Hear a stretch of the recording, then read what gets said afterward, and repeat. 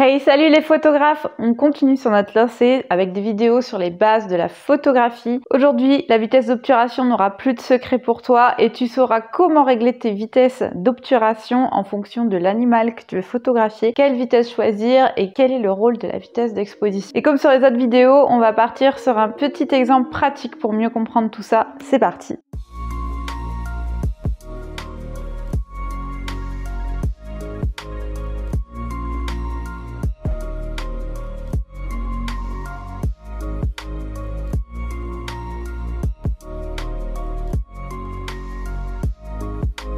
Salut les photographes et bienvenue sur la chaîne La Patte sur l'objectif. La chaîne où on parle de photographie animalière et d'animaux domestiques, chats, chiens et chevaux. On continue sur la série des vidéos sur les bases de la photographie. On a vu à peu près comment régler son appareil photo, enfin les différents boutons qu'il existe sur l'appareil photo, les différents modes qu'il existe pour les prises de vue. Et on a commencé à voir le triangle d'exposition avec l'ouverture du diaphragme lors de la dernière vidéo. Pour rappel, le triangle d'exposition c'est la base de la photographie et c'est vraiment ce qui va te permettre de savoir utiliser le mode manuel. Le mode manuel n'aura bientôt plus de secret pour toi et tu sauras paramétrer ton appareil photo sans l'aide de ton appareil photo. Pour rappel, le triangle d'exposition, c'est ça. Donc on a trois paramètres qui font l'exposition d'une photo. On a d'un côté l'ouverture du diaphragme, c'est ce qu'on a vu la semaine dernière. On a vu comment le régler, on a vu l'effet sur la profondeur de champ et sur l'exposition la semaine dernière. Le deuxième paramètre qui va nous intéresser aujourd'hui, c'est la vitesse d'obturation. La vitesse d'obturation, on va voir, c'est le paramètre le plus important pour gérer la vitesse. Et comme si on parle de photographie animalière, la vitesse, ça va vraiment avoir un rôle super important. Et le dernier paramètre, c'est la sensibilité ISO, et ça, on verra la semaine prochaine. Alors maintenant, on va parler de la vitesse d'obturation. Pour régler la vitesse d'obturation, tu peux utiliser deux modes sur ton appareil photo. Tu as le mode TV ou S, selon la marque de ton appareil photo. TV, c'est chez Canon, S, c'est sur, si je me trompe pas, Sony et Nikon. Moi, je suis sur Canon, donc je me mets en mode TV. C'est le mode semi-automatique, donc c'est le mode où tu vas pouvoir régler ta vitesse d'exposition. Et les deux autres paramètres, tu les laisses à ton appareil photo pour que lui les règle pour avoir une exposition moyenne. Et évidemment, le deuxième mode où tu vas pouvoir toucher à ta vitesse d'obturation, c'est le mode manuel, puisque là, tu as la main sur tes trois paramètres d'exposition. Alors maintenant, la vitesse d'obturation, c'est quoi? Quand tu déclenches avec ton appareil photo, surtout si c'est un réflexe, tu entends un petit clic. Et tu en entends même deux. Par exemple, si je clique ici, là, on n'en entend qu'un parce qu'en fait, je suis à 1 millième de seconde. Donc en fait, pendant 1 millième de seconde, il prend ma photo. Donc c'est vraiment très rapide. Par contre, si je commence à mettre une vitesse très lente, on va prendre par exemple 1 seconde. Et là, on va entendre 2 clics.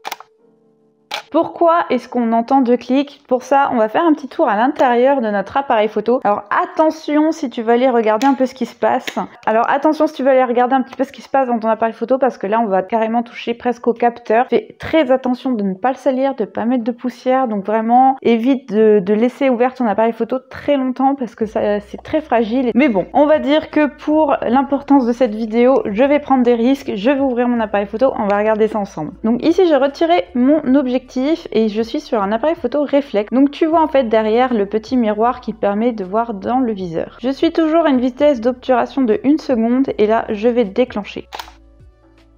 Donc là, ce que tu as vu, en fait, c'est mon miroir qui se lève pour laisser place au capteur. Ce qu'il se passe exactement lorsque tu déclenches ton appareil photo, c'est que ton miroir va se lever et en fait va laisser rentrer la lumière vers le capteur. Le capteur va enregistrer cette lumière et ça va donner ta photo. Là, je suis sur un réflexe, donc en fait, il y a deux choses entre, on va dire, mon objectif et le capteur. Tu as d'abord le miroir. On l'a vu, le miroir, c'est ce premier clic qu'on entend se lever. Si tu es sur un hybride, tu n'auras pas de miroir. C'est le principe des hybrides. C'est pas une vision optique, c'est une vision numérique, donc tu vois à travers ton viseur via un écran. Sur un réflexe, tu vois ton image à travers le miroir. Le premier clic que tu entends sur ton réflexe, en fait, c'est le miroir qui se lève et le deuxième clic, c'est quand le miroir revient à sa place. C'est aussi pour ça que sur un réflexe, lorsque tu prends une photo, tu ne vois plus rien dans ton viseur, ça devient tout noir le temps que ta photo soit prise puisque tu lèves le miroir, donc tu ne vois plus rien. Derrière ce miroir, il y a obturateur. Il va s'ouvrir pour laisser rentrer la lumière vers le capteur le temps que tu l'auras décidé. Sur mon premier exemple, il est resté ouvert 1 millième de seconde. Sur mon deuxième exemple, il est resté ouvert 1 seconde. Si Si je reprends l'exemple de mon robinet, si je pour rappel l'ouverture du diaphragme, la puissance avec laquelle je veux ouvrir mon robinet, si je l'ouvre en laissant couler un petit filet d'eau ou si je l'ouvre en laissant tomber une trompe d'eau, ça c'est l'ouverture du diaphragme. Maintenant si je prends la vitesse d'obturation, c'est combien de temps est-ce que je laisse ouvert mon robinet. Évidemment plus le temps sera long, plus on va laisser rentrer de l'eau, plus je vais l'ouvrir et le fermer rapidement, moins j'aurai d'eau. C'est exactement la même chose avec la lumière. Plus tu laisses ton obturateur ouvert longtemps, plus tu vas faire rentrer de lumière et donc plus tu vas avoir une photo lumineuse. Et à l'inverse, si tu l'ouvres et que tu le refermes très rapidement, tu auras très peu de lumière qui va rentrer, tu vas plutôt avoir une photo sombre. Comme on l'a vu avec l'ouverture du diaphragme, ok, ça joue sur l'exposition, mais pas que. L'ouverture du diaphragme, ça joue sur la profondeur de champ. La vitesse d'obturation, elle va jouer sur tes flous. C'est vraiment le paramètre du mouvement, le paramètre qui va soit figer un mouvement, soit au contraire montrer un mouvement. Si tu ne sais pas bien régler ce paramètre, tu vas avoir des photos floues. Ou à l'inverse, si tu veux des photos floues, par exemple, si tu veux photographier des nuages qui bougent, ce joli filet d'eau d'une cascade, par exemple, et bien si tu ne le règles pas bien, peut-être que tu n'auras pas ce joli filet d'eau et qu'au contraire, tu vas pouvoir distinguer chaque goutte qui tombe de ta cascade. Tout ça, c'est lié à la vitesse d'obturation. Alors, c'est pas évident quand on débute la photographie de savoir comment régler sa vitesse d'obturation parce que ça demande un petit peu d'expérience pour savoir quel est le bon paramètre dans telle ou telle situation, justement pour pas avoir de flou. À savoir que tu as plusieurs flous qui peuvent être dus à ta vitesse d'obturation. Tu as ce qu'on appelle le flou de mouvement. Le flou de mouvement, tout simplement, ton sujet il bouge. Voilà. Moi, si je bouge de droite à gauche, d'avant en arrière et que je suis flou, c'est que j'ai pas choisi la bonne vitesse d'obturation parce qu'entre le moment où j'ai commencé à prendre ma photo et le moment où l'obturateur s'est fermé, et ben j'étais plus à la même place. Et donc forcément, ma photo elle est floue. Ça, c'est ce qu'on appelle le flou de mouvement, c'est-à-dire que globalement ta photo est plutôt nette sur l'arrière-plan, mais ton sujet il est flou parce qu'il est en train de courir, par exemple. Le deuxième type de flou qui est vraiment lié à une mauvaise vitesse d'obturation, c'est ce qu'on appelle le flou de bouger. Le flou de bouger, dans ce cas-là, toute la photo est floue parce qu'en fait, ça vient du fait que ta main a tremblé. On a tous des micro-tremblements dans nos mains, c'est naturel, tu ne pourras pas faire autrement. Et il y a une règle assez simple à respecter si tu veux éviter d'avoir des flous de bouger. Pour ça, il suffit de prendre la longueur de ton objectif et d'utiliser l'inverse pour la vitesse. Ok, dit comme ça, c'est pas très clair. Je prends un exemple. Je me mets à 50 mm. Donc je photographie avec un objectif 50 mm. Je ne dois pas descendre ma vitesse d'obturation en dessous de 1/50e de seconde, à condition que je sois sur un grand capteur. Parce que, comme on l'a vu sur comment choisir son appareil photo, la taille du capteur va influencer sur la focale. Donc si je suis sur un plein format, 50 mm, c'est 50 mm. Donc je me mets à 1/50e de seconde minimum. Je ne peux pas descendre en dessous. Sinon, j'aurai des flous de bouger. Si je suis sur un capteur pas plein format, typiquement ce réflexe ici, c'est un APS-C. Lorsque je me mets à 50 mm, j'ai à peu près un 80 mm. Donc dans ce cas-là, si je me mets à 50 mm sur cet appareil photo-là, je ne dois pas descendre en dessous de 1/80e de seconde. Sinon, j'aurai des photos floues également. Alors maintenant, pourquoi notre appareil photo, il propose des vitesses à 1 seconde, 2 secondes, même plus 30 secondes si dès qu'on se met à ces vitesses-là, de toute façon nos photos sont floues. Et ensuite il existe le trépied. Donc le trépied va venir stabiliser ton appareil photo et à partir du moment où tu touches quasiment pas à ton appareil, il n'y a pas de raison qu'il tremble, à moins que tu aies du vent, à moins que tu sois sur un sol pas stable. Dans ce cas-là, tu peux utiliser des très faibles vitesses d'obturation et tu n'auras pas de flou. Si tu n'as pas de trépied, tu as toujours l'éternel mur ou l'éternelle poubelle ou l'éternelle pile de livres qui te servira toujours à stabiliser ton appareil photo. Ça sera toujours mieux que dans tes mains. On fait avec les moyens du bord, ça marche très bien. Pour te dire, une des photos pose longue que j'ai faites qui a eu le plus de succès sur Flickr, c'est celle-ci. Et je l'ai faite en posant mon appareil photo sur une poubelle. Qui a dit que ça coûtait cher la photo? Quand tu pars sur des très longs temps d'exposition, tu entendras parler de pose longue. Donc la pose longue, c'est vraiment ces photos où tu vois ces filets de nuages, ces filets d'eau, etc. Par contre, on est sur cette chaîne pour parler de photographie animalière. Et les animaux, ça bouge. C'est rare, très rare, impossible d'avoir un animal qui ne bouge pas d'un poil au point de pouvoir faire une photo à 1 seconde. J'ai jamais connu ça. Donc si tu veux faire des photos nettes de tes animaux, il va falloir que tu travailles avec des vitesses élevées. Ok, c'est bien beau, mais c'est quoi une vitesse élevée? Comment je sais comment je règle mon appareil photo? Eh bien, c'est un peu beaucoup de l'expérience. Je peux déjà te dire que si tu es face à un animal qui ne bouge pas trop, qui est assis, allongé, etc., généralement, on évite de descendre en dessous de 1/300e, 1/400e de seconde. Ça, c'est vraiment avec un animal assez posé, assis, couché, calme, enfin voilà, qui bouge pas trop. tu peux descendre à 1/300, 1/400 de seconde normalement sans problème. Si tu es face à un animal qui est en train de marcher, là tu vas devoir augmenter un petit peu ta vitesse. Il faudra plutôt tourner autour de 1/500, 1/600 de seconde. C'est l'équivalent d'un cheval au trot par exemple, ou d'un chien qui est en train de se balader dans une rue. Enfin voilà, un mouvement pas trop rapide, mais mouvement quand même. Enfin, si tu veux prendre par exemple des chiens en action, donc des chiens qui tracent en plein galop, des chevaux en action, voilà, type voilà, course équestre, ce genre d'animal qui peut courir très vite. Dans ce cas-là, je te conseille de te mettre au moins à 1 millième de seconde. Peut descendre à 1/800 de seconde si tu es limité niveau lumière et que tu peux pas faire autrement. Ça peut passer dans la majorité des cas, sauf si tu es en train de photographier un lévrier en pleine course qui court face à toi. Je pense que tu vas vraiment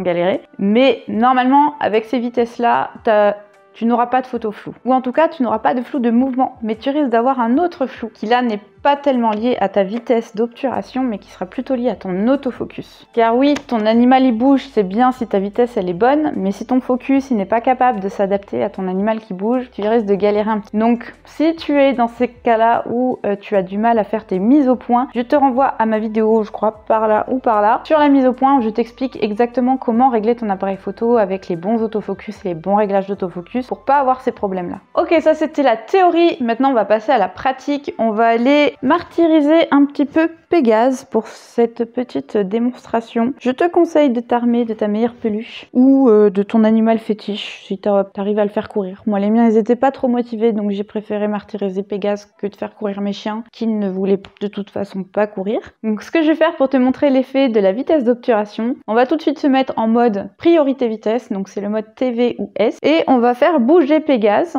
En fait je vais le pendre un arc et je vais faire bouger Pégase et on va prendre plusieurs photos avec plein de vitesses différentes pour que tu vois l'effet sur le flou. Pour cet exercice, il faut absolument que tu stabilises ton appareil photo. Donc soit tu as un trépied, soit tu trouves quelque chose où poser ton appareil photo, c'est l'idéal. Comme ça, tu peux vraiment faire varier tes vitesses sans impliquer un flou de bouger, ça serait dommage pour ce test. T'es prêt? C'est parti!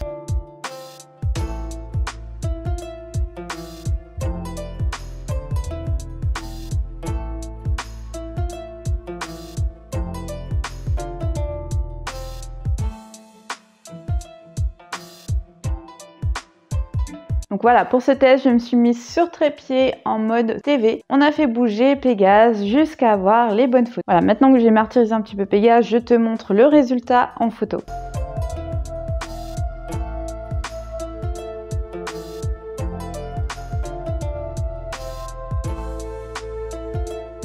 Deuxième partie du test, on va cette fois se mettre en mode manuel. Et surtout pour ce test, comme sur la vidéo précédente, pense à régler tes ISO. Tes ISO doivent avoir une règle fixe, ils ne doivent pas être en automatique, sinon ça va complètement fausser le test. Il faut que tes deux paramètres ISO et ouverture de diaphragme soient fixes et ne bougent pas pour qu'on voit un peu l'effet de la vitesse d'obturation sur l'exposition. Donc cette fois, je me mets en mode manuel et on va refaire exactement le même test avec plusieurs vitesses d'obturation et on voit le résultat en photo.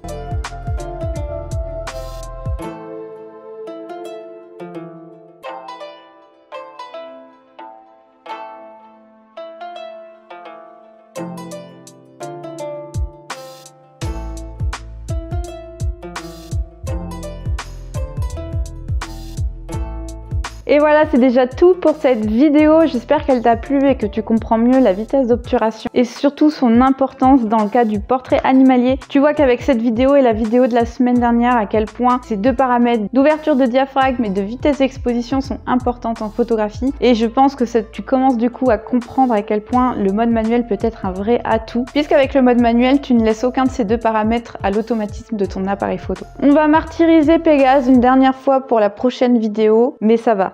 Ça va être calme quand même la prochaine vidéo, on va pas le balancer dans tous les sens. Pour la prochaine vidéo, on va parler des ISO, le dernier paramètre du triangle d'exposition. Et grâce à cette dernière vidéo, tu seras enfin capable de comprendre ton mode manuel et savoir comment le régler. Ensuite, je te ferai une dernière vidéo, mais plus sur la composition. Et ensuite, on reprendra un peu le fil normal, on va dire, des vidéos de la chaîne, en parlant un peu plus de tout et de rien. Je t'emmènerai certainement en séance photo animalière, donc je sais pas encore encore exactement où et quand. On va aussi bientôt reprendre les activités sur le blog, les concours photos, enfin bref, il y a plein de choses qui arrivent, donc surtout reste connecté. Si tu débutes la photographie, bah déjà pense à t'abonner à la chaîne parce que je te donne plein d'astuces et tu peux aller sur mon blog La Patte sur l'objectif. Je te propose un guide gratuit dans lequel je te donne 8 jours avec 8 trucs et astuces, vraiment des hacks pour faire de superbes photos d'animaux. Avec ce guide, normalement, tu vas vraiment faire un bond en photographie. C'est autant valable pour les débutants que pour un amateur un peu plus confirmé parce que je donne pas que des astuces techniques, je donne aussi plein de petites choses qui servent vraiment en photographie animalière. Parce que comme on l'a déjà dit sur le blog, la technique c'est bien, mais ça fait pas tout. Allez, on se dit à la prochaine, surtout fais plein de photos, amuse-toi et ciao!